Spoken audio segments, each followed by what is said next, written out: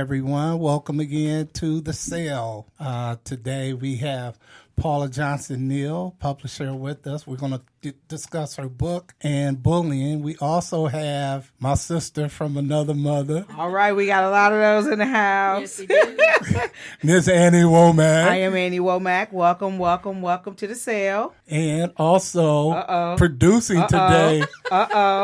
Felice Coming in Thomas. at short forward. Yes. Coming in on the Sickle Cell team. Felice Felice Thomas on the board. Here we go. So, Hello, everyone. It does feel pretty good to be on this side of the mic, but, I'm going to prove to these individuals that I can do this. So once again, bear with me if you hear some clicking and stuff going on, but I got this. I got it. She got it. okay, we got it. Okay. Well, Paula, tell us a little bit about yourself. I've been a children's author for, I would say, 5 years now, but I've spent most of my career in the early childhood field. So I've been a preschool director for 25 plus years, and I love it. Great. I know that I bought this book from you for my granddaughter. I'm going to have a good day, and we've read it numerous times. So tell us about your book. My book started literally 5 years ago. I was a preschool teacher, and I was having some problems in my classroom. And it was... Preschool? Yes, preschool. And some of the problems I had was actual bullying. Wow. And a lot of times in my profession, I speak profession, I would say the early childhood sector, we don't like to talk about bullying in our classroom because we typically see it as children learning to, socialize, communicate. But no, there's actually bullying in early childhood. As a matter of fact, that's the origin of bullying. Okay. Yeah, it is. I would agree with that wholeheartedly. Regarding the origin of it. Mm-hmm. Definitely. And so my book it's a book about not just one specific child, but children in general over the past few years that I've been a preschool director and teacher. But what I found is that in this particular book, I'm Going to Have a Good Day, we're dealing with a child that her name is Gabby. And Gabby, she's a wonderful, beautiful child, like most children.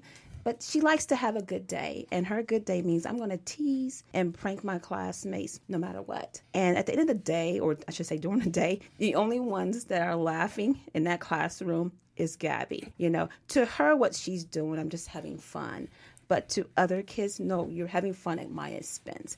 And that's a type of bullying. So hers is more of the verbal and social bullying. That's I'm glad you brought that up, because when I was reading this book to my granddaughter, I was expecting bullying to be physical or verbally threatening, that kind of thing.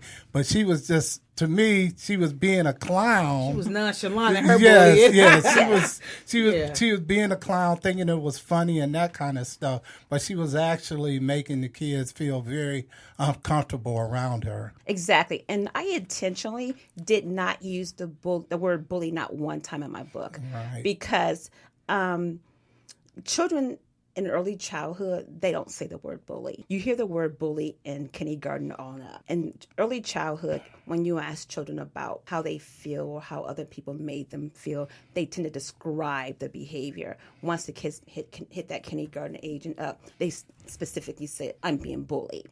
And so with Gabby, what I wanted to show is that, yes, in early childhood, our kids are learning to communicate, socialize with their peers, and learning how to interplay and sustain play. But in this instance, if we continue to overlook bullying in the classroom and excuse it as though kids are being kids and they're just young, then we're not really truly preparing kids for kindergarten, because academically, you want all children to be ready for kindergarten, but socio-emotionally is just as equally as important as academics. And so with this specific child, what I'm trying to do is teach the kids in the classroom that even though Gabby has behavior that is not appropriate in any classroom setting, but they also have rights. And so in the book, you learn that Gabby learns to stand up for herself. The children stand up for themselves, but at the same time, I was very careful not to turn the children into bullies themselves. And reading that book, I kind of felt sorry for Gabby. Not sorry for Gabby, but I kind of felt that Gabby, once, the teacher and everybody started trying to correct her behavior, I had a kind of soft spot for Gabby. I feel sorry for Gabby. I feel sorry for Gabby's mom. I feel sorry. I mean, because I guess I'm probably one of them parents that should be correcting that. Like Gabby, so I felt bad because every time I dropped my son off, I didn't know what. I knew within 3.5 seconds, classroom number 2, I was going to get a phone call. And it could be him getting smart with the teacher or saying little comments. Because he didn't come right out, but he say, so how you going to teach me about something? And, I'm a brown person from Africa, and you are this was in kindergarten. Wait a second. But wait a minute. Didn't we just say something? You felt sorry for his mother? And you listen to you over there talking. Okay. He was identifying what. Yeah, he was identifying, but he was just real strong when his teacher was just like his mom. Wow. I mean, the teacher was in tears, your son is I can't teach him. But and I was whoa. You know something with the younger kids, like you were saying, at that the preschool age versus the kindergarten age. Yes. We as parents, we do tend to, uncles, everybody, we do tend to, shut up. That's my Annie over there making little quotes and stuff at me again. She's trying to make me mess up on my producing. But anyhow, I got this. So parents tend to want to say that the child is developing their personality, and they allow them to express or do things because they don't want to, what do you call, stifle their growth their individuality, their independence, or them being able to speak. And some of that speaking out is, like you say, in another way of being somewhat aggressive. Yeah. And then, like you say, then you start saying bullying. And then the parents want to correct the behavior after they start getting phone calls. After it's cute. Haha, no, it's not. Teasing at the expense. Let me back up, because it's not teasing. Teasing is when children are friends and it's not repeated and everybody's teasing each other. And then once one says stop, you stop. Bullying is purely unwanted aggression. That is, and it's usually exercised with some form of power imbalance. So when parents say they want their children to be expressive and to express their personality, being rude and harmful to others has nothing to do with their personality. But the parents have something to do with allowing the child to continue that behavior of being rude. Definitely.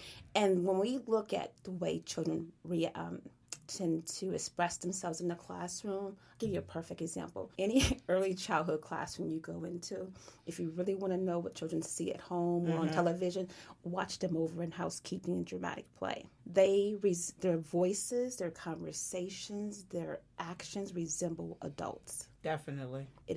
And if we're saying that it's okay for our kids to be a certain way, what are we really talking about? Are we talking about our child, or we really recognize that my child really sounds like me? So it's hard for me to correct my child without correcting myself, because if I correct my child, I have to admit that I'm the reason that my child speaks and acts in such a manner. That's just like Caesar, the one that comes to your house and works with your dogs.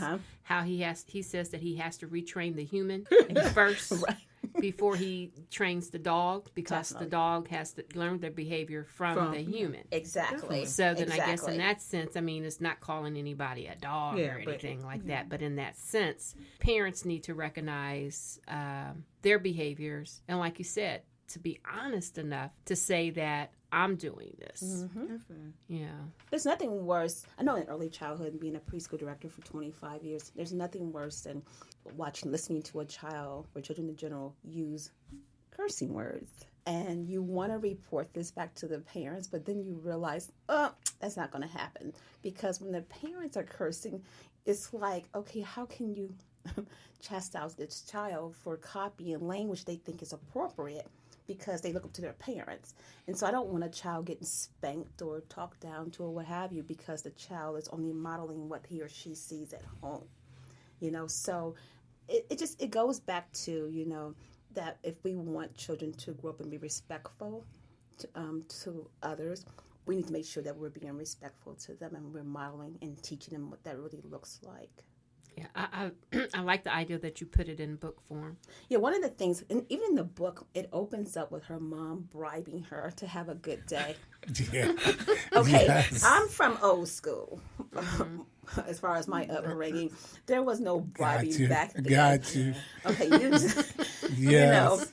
It's Back like when then, you right. go in the grocery store with your mom and your Don't mom gets touch nothing. Don't look at nothing. Don't ask for nothing. Don't walk away. Don't do this. You already. Right. You had to talk. right. You had to talk. So when you see a parent bribing their child to do anything, who has the power now? The child. the child. Exactly. And sometimes, and these are well-meaning parents, but you have to really think about your parenting style and really look at and say, what am I really saying to my child when I say or do this? Because kids do as we do, not what we say. Definitely. But it's power, and it's okay to give your child power. Like you said, you want your child to be able to express themselves, but you have to be very, very careful about what you sow. Sometimes I think when parents are like the kind that we're describing, I think it really has something to do with how they were, Raised. if they got corporal punishment a lot, if they got a lot of spankings.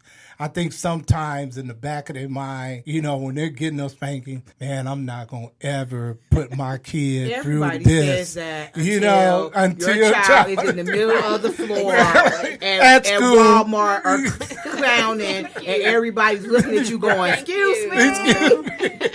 Or they walking around looking like, looking at who's you the like, parent? Where's the parent of Where's this the kid? parent? I mean, I literally was at the checkout, and the grandmom, it was the grandmom, and she told the little girl, "We can't get this." She said, "You don't have no money. Take out your credit card." And I was like, what? I mean, the fact that she telling you ain't got enough money. She said, use your credit card. I was done. I was like, whoa. That is some serious stuff. Because she going to tell you how to spend your money and tell you to go in debt to get that toy. Now that's grown there. Now that's some real stuff right there. But then they still don't listen because as soon as they get in there, as soon as they get in there. She whipped out that credit card. Now, with that my mother, we wouldn't even been no. It wouldn't even been no conversation. Like, whoa, what you doing? All it would have took would have looked. No, it wouldn't even been no look because I wouldn't even dare to tell her at no preschool to whip out no credit card. So when is the book number 2 coming out? It's coming out. Well, here it is. I've been saying, first off, the book is finished. Okay. The book is definitely finished. And I've been saying towards the end of this year. But what I'm finding is I really want my first book to really have a chance in the spotlight. I know people. I understand what you're saying. I know people I like got Paula. My own mom is got saying, you. Paula, this girl needs to have a good day, Yeah. And she keeps asking me about this book. And I'm like, well, I really need this book to have the spotlight on itself for a while and for people to really understand what I'm trying to accomplish with the book. How old is the book? This book will be 12 months come this June. Yeah, Oh, because great. that's just like when I read a book. Great. You know how you read the series, and Patterson has this one that is like 18, and it's about women that are kick. I won't say the word, but they kick butts. And it's from 1 through 18. Yeah. So Keep it clean. it's just about every year he brings out the next book, and I get so mad because I have, just like how your friends are, because you got to wait a whole nother year before you can get the book. But like you said, it's appreciated. So I can understand why you would want to let it kind of marinate. And it's doing very well, and I love the feedback from the students at Columbus elementary schools, after school programs, even at my own YWCA. I love the feedback from the children. And I think with the next book, when it comes out, it's going to focus on, yes, her behavior will improve, but we all know that kids don't change overnight. Adults don't change overnight. But I'm going to take the readers on a comical journey in the next book to get my girl Gabby right. We're going to, on that point, we're going to take a station break. You're listening to The Sale on WGRN 94.1 locally, and WGRN.org worldwide. And we have some events coming up that have Felice Oh, okay. Y'all gonna tell let us me about. talk? She's been talking all through the show. Anyhow, the Faith Thomas Foundation has a bowling event coming up. It's our annual bowling event. It's our sixth one. It is going to be held on April the 11th, and it is to, going to be about sickle cell, but yet it's still going to be fun. There's going to be trophy for adults, and we also going to have trophy for kids 12 and under. And it's not just about competition. It's also, I know there's some people that do get up there and they want them trophies, but it's also about fun. It's an opportunity for you, your friends, and your family to get together and just come out and do something that you don't normally do on a normal basis, and just have fun at the expense, like Gabby says, of others. So where's this bowling event located? The bowling event is located. It's going to be at the Columbus Bowling Palace, and you can find more information out about it at the Faith Thomas Foundation .org on our webpage. And what's the second event? The second event happens to be a community wellness and safety fair that's going to take place at Woodward Park Community Center. So and that's from 10 to 2. So if you get a chance to come on by, we're going to have quite a bit of stuff. We're going to have the safe ride to school, which is going to be giving out bike helmets. In addition to the smokehouse is going to be there. There's going to be some popcorn and some ice cones. And what do you call those little ice cones that you... Snow cones. Snow cones, yes. They're going to also be there, and we're even looking at grilling hot dogs. And what's that date on that? That one's April 25th, dear. Okay, April 25th. So Minority Health Month, 2 events that we can participate in. So Ernie, you bowling this year? Are we working? Yeah, we working. Well, I'm not working. I will be bowling Wait a this second. year. Ask me what you doing. Yeah. I'm just Yeah. joking. I'm over here smiling. Well, let's get back to the subject at hand. I understand that you read your book at Wait a various second. That was schools. me doing it, Gabby, wasn't it? Yeah, pretty much. Yeah, Cross your hands pretty and much. cross your arms and everything. Yeah. I know before we get back to the Arthur Rest. But about her book, rest. you can substitute other people's names in this book. So for people at the table. yeah, she for do got that people pink you on. for people that you want to Pink for with them curly to get hair the- with get a part in the middle. Yes. That look like. Yes. I'm trying to say, y'all For gonna people change you Gabby's want- name to For Felice. people who's kind of like not thinking that it. And I do have the ponytail and the pink shirt and everything else. Oh, they are just so funny today. So funny today. I'm going to have a good day. That's what I did with my I'm granddaughter. gonna have a used good her. day. I yes. used her teacher's names Oh, that was and nice. bring it some of home, her to friends. personalize it. Yeah, to make it more personalized. So she can get it. Understand it a Yeah. lot better. So. Well, I know that, we're talking about not bullying, but bullying. We're not using the word. But, they're related to our sickle cell patients and how, they're small and they're the weaker part in the classroom and they're not there and people don't have the understanding. So, they don't have an understanding of what they're going through. So they're put into that category like that girl over there or the sick girl or the whatever. And so they go through this a lot. So I'm glad that you did come up with the book because I'm going to purchase a lot of those for them so that they can see that it's not just because you're sick, but kids tend to, just like adults tend to walk in the room and survey the room and after who the the weaker weak- person Right. is That's one of the and go mistakes. after those persons. So it's very good that you had that, but I just wanted to tie that into because we can use all those kind of facets of, and then sometimes our patients are the ones that become Gabby.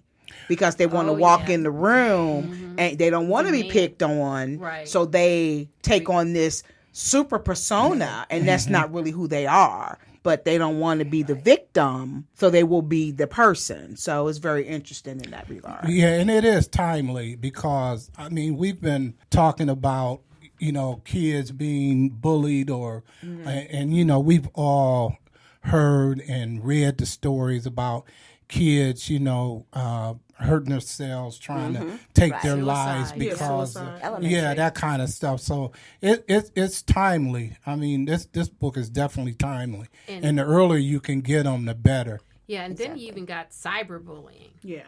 With the way that the young kids, every time you turn around, a kid's got a tablet in their hand. Even the little ones. My nephew screams and hollers for his grandmother's telephone so that he can get it on and play. And I'm like, give them something else to do. Read a book. Exactly. Yeah. Read a good book. I'm going to have a good day. I'm going to have. I mean, because it's very important to let them know that Exactly. and then then the obvious thing, it is good to see a book with our kid that looks like our kids as the main characters, exactly. and it's beautifully illustrated. Yes, it is. Thank you. Beautifully illustrated, and it's so eye catching. I mean, when I saw that book, I was like, oh.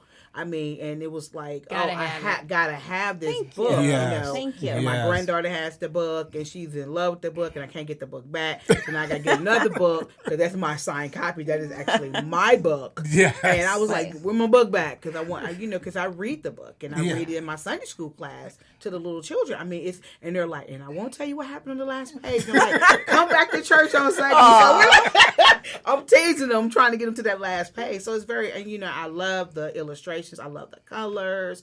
I love Thank just you. the Thank multiculturalism. I love it do all. too. I love But it all. that was definitely designed. I know growing up and during my childhood, I was a very avid reader. And so back then, you really didn't think about too much with the kids not really resembling you, because I guess you came to expect it or what have you. So as you get older, you get more into books, you do want to be able to escape in books, but you want to escape with people that look like you. And I know as I came of age and I was raising my nieces and nephews and I was reading books to them, it was very hard back then just to find books that looks like them.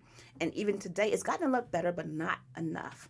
It's still not enough books out there with children of color, and definitely as lead protagonists in the books. So I promised myself, instead of you always complaining about there not being enough books that represent children of color, especially African American, didn't create it. And so I do see a series of this book coming out, not only of Gabby adventures, but other books of color, of just children in general living everyday life. Children of color, they have birthday parties, they have pets that die, just our kids ride bikes, so I want our kids to be able to escape in books.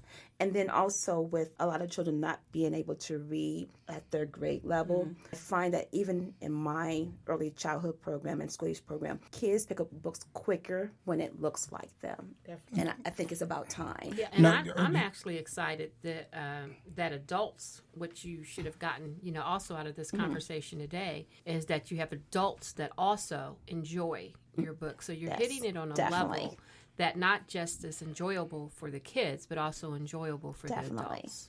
And I'm sure that the adults are learning, themselves about maybe some of their behaviors through Gabby. Exactly. And Gabby's mom. I mean, looking at Gabby's mom, it should be like a wake-up call for those parents who are like, oh, please have a good day. I'll get you, but you that comb. Right.